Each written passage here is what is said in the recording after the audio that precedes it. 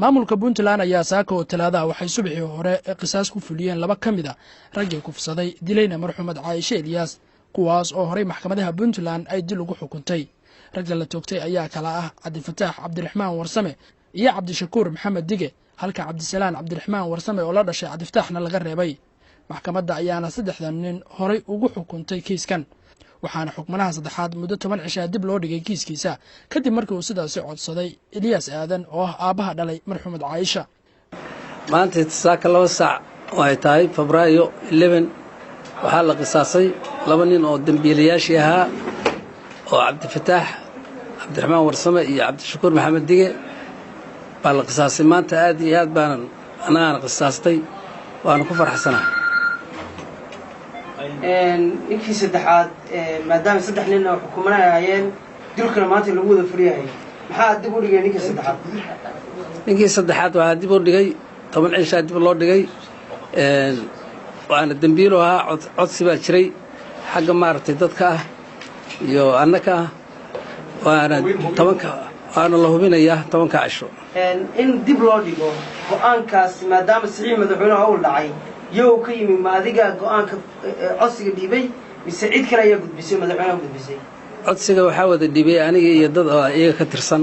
baa wada dhibnay in la hubiyo ninkaas waa anaga xageeyna dambiilo ahaa 10 cishaana la baaraya warbaahintu meesha ma joogin lagu qisaasay maxamed Allah naxariistay maxaa cadeynaya baraha bulshada hadalada kala duwan baa ku jira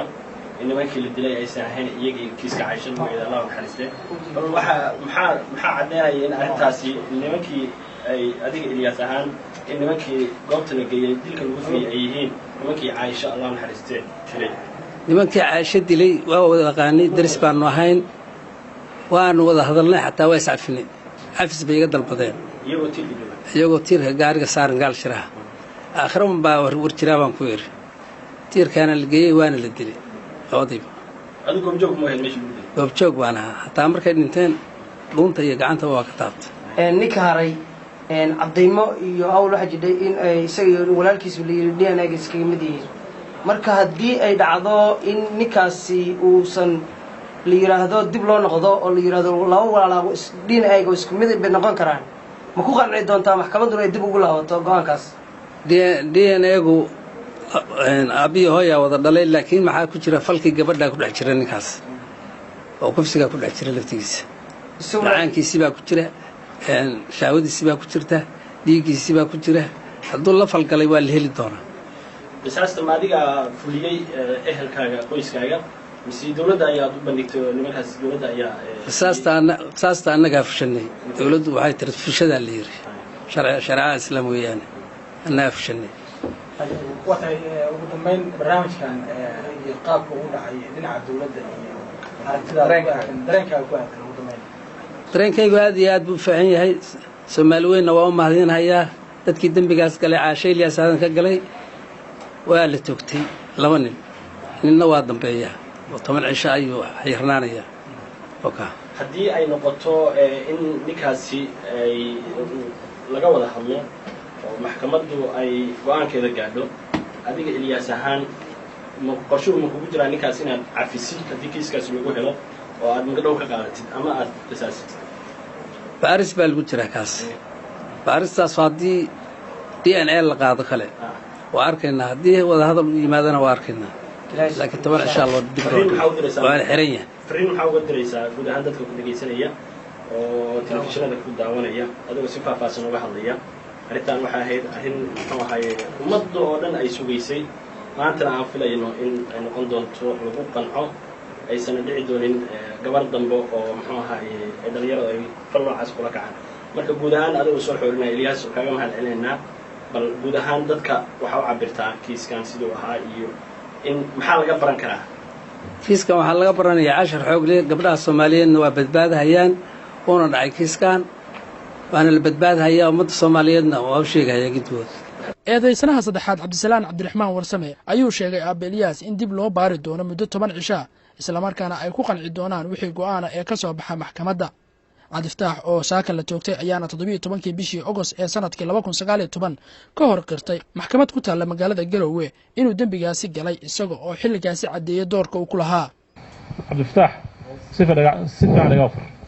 dembiga lagugu soo eedeeyey oo maxkamaday kugu xukumeen maxkamadda salaam maanta hor taagan tahay fursad bay kuu tahay ma gashay mise ma gelin taas waa soo yes waa gashay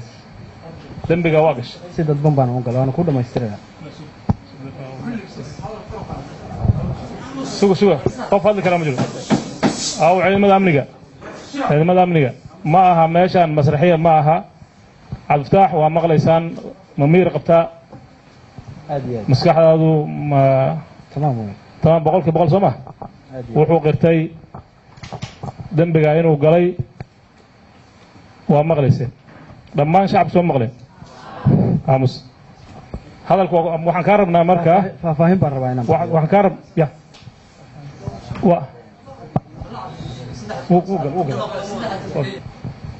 waxaan rabnaa inuu cabdifataax naga siiyo su-aal shan kuudina waxda cabdifataax maadaama ilaahay uu fududeeyey baa dembiga aqratay iyo wixii ummadda soomaaliyeed iyo muslimiinta meel ay joogaanba muddo tiro badan geliyey dhibaatooyin iyo hawl iyo mucjizo ay noqotay gabar yar dilkeed jarjarideed kufsigeed dembi intaa laakiin la galo maxkamadda horteeda maanta ka qiratay waxaan kaa rabaa sida dembigaasaa u gashay cidda kula gashay waxa sababay iyo meeshaa ku gasheen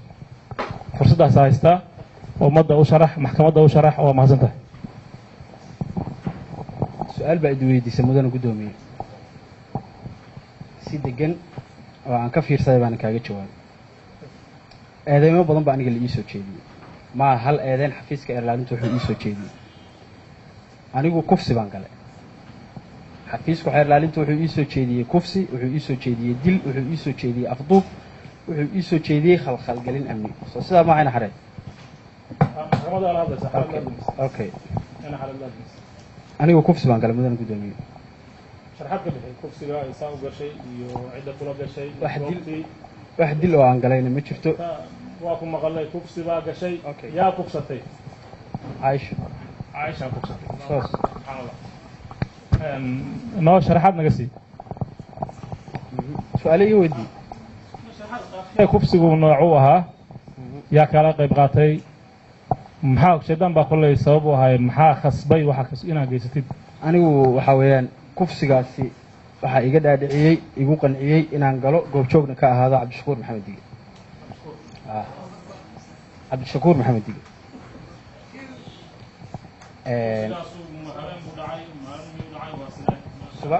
subax buu dhacay gurigiisuuna ka dhacay 2 saac subaxnimo ilaa 2 saac bar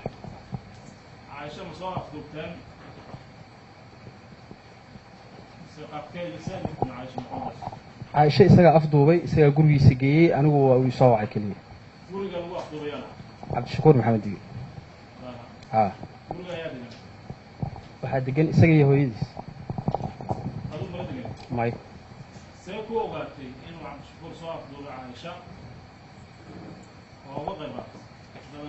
aniga isagaa ii yeeray yidhi waan kuu baahanahay darisna waa ahayn iska soo horjeeda